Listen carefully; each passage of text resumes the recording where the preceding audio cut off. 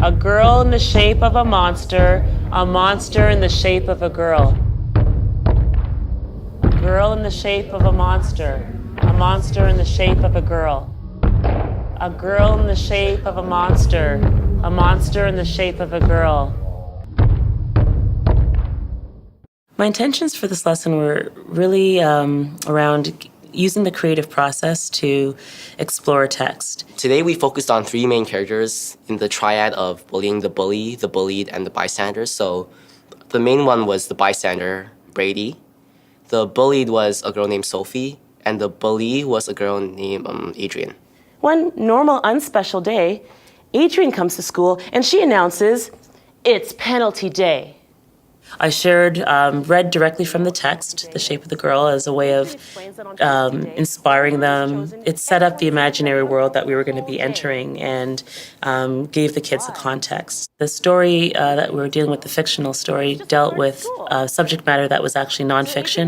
It was true to a particular incident in the West, in Victoria, where a girl was murdered. A 14-year-old girl was bullied and consequently lost her life. The kids were like, whoa, this really happened, and it made it really real to them. And everyone has to write FP for flea proof on their hand. Brady, she's the bystander, and she's kind of this insecure girl who knows what's going on, and she doesn't really try and make an effort to stop it. I think it's because she doesn't want to be excluded and bullied as well.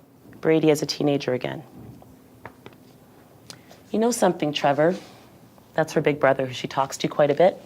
By the end of grade 4, penalty day had become as complex as World War II.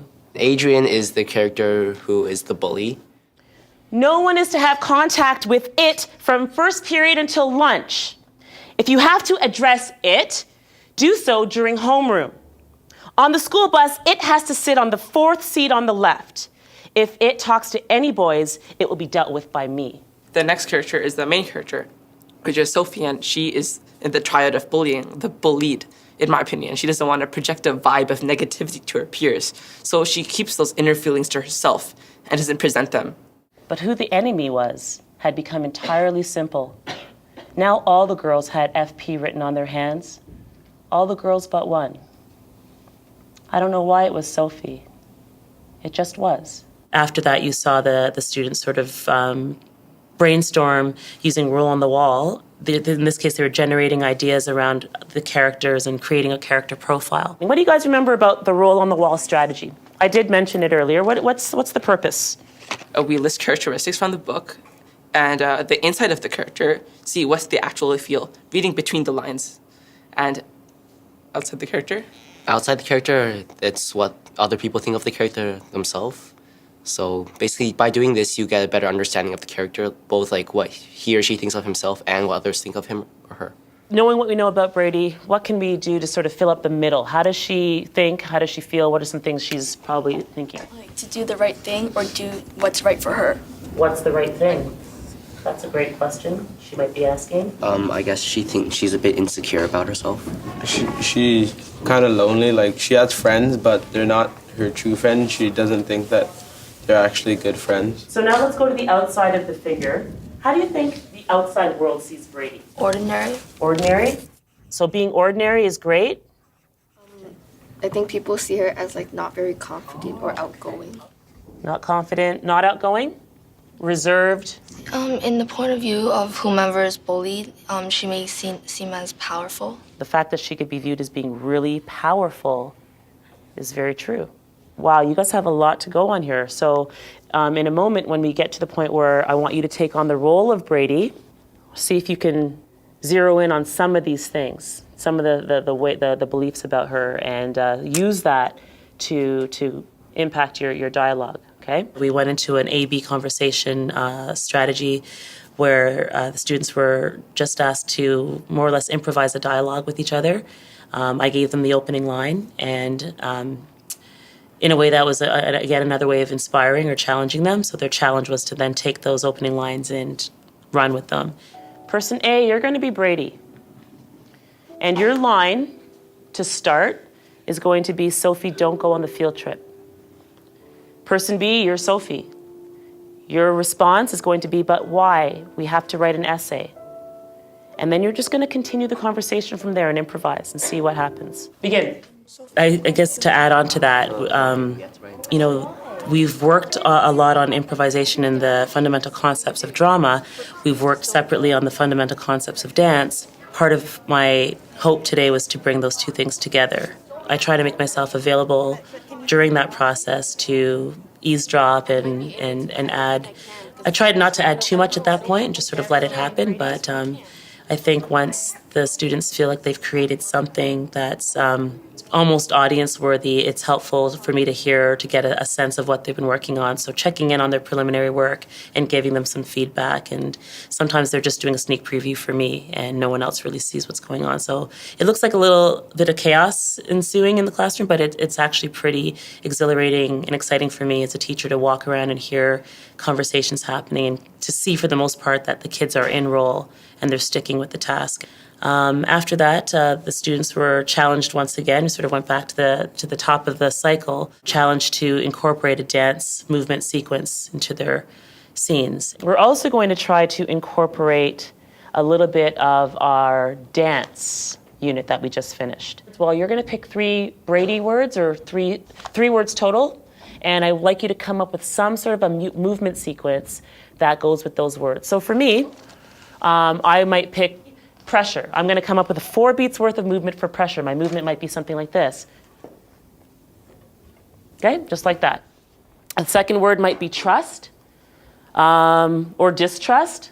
So me and my partner might decide to do something where we're just turning away from each other.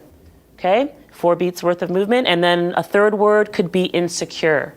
So insecure might be this. Okay, so my movements would be 1, 2, 3, 4, 5, 6, 7, 8.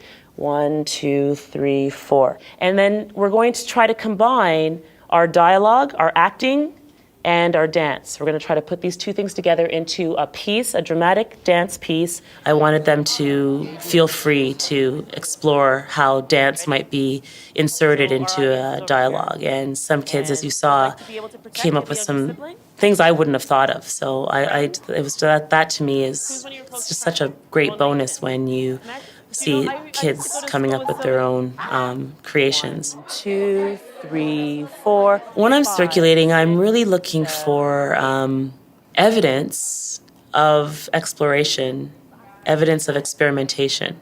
That's my favorite part of the cycle, the creative cycle. And so whether it's dance or drama, I'm often looking for students on their feet, engaged physically as well as, in a verbal way with each other. Embody a girl or embody the spirit of the characters without having to act. We tried to put everything, all we thought, all our feelings in one small little dance, but it was just hard to stay focused and add moves over and over again.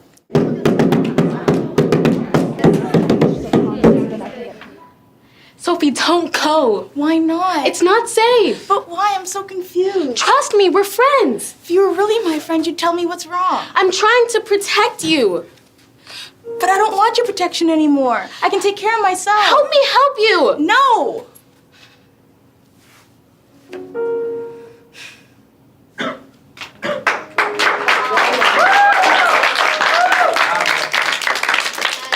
You needed something good there, huh? You could feel it, right? It looked so natural. So that's what I liked about it. Me too. And you took some risks. It felt risky a little bit, but they were really good risks. And once I saw that you were prepared to take the risk, as an audience member, I relaxed and I was like, okay, I'll go there with them. And that's really good when you can get your audience to go with you into this imaginary, like, in the real world, we don't walk around and talk like that and move like that. So you took some good risks there. There is no bad feedback. They're just trying to help you to succeed, like, in a positive way. The sneak preview is more or less, I think, what is labeled on the creative process as sharing preliminary work. I've just called them sneak previews because it's a sort of a catchy phrase and the kids understand what a sneak preview is. They get the sense that this doesn't have to be the final polished product, and it doesn't have to be perfect. In fact, when it's not perfect, it gives us it gives us something to talk about. And that's really what makes a drama program unique, is when you realize the work you're doing is really just, it's for the group, it's for the classroom, and sort of what happens in the drama classroom stays here. The kids leave and a new batch come in and a completely different experience unfolds. Stuff happening. Kadisha again? The way your body just kept moving to the sound, and it was just like over and over again. It was just really good, yeah. The preliminary work is, it's sort of setting up that safety net, letting kids have a test run at something and to receive some feedback, formal feedback from me or from other students, and to go back and make revisions and, ultimately feel more confident once they present their final work for some sort of evaluation. Good. So she liked the fact that you guys had a lot of relationship going on. There was a lot of interaction.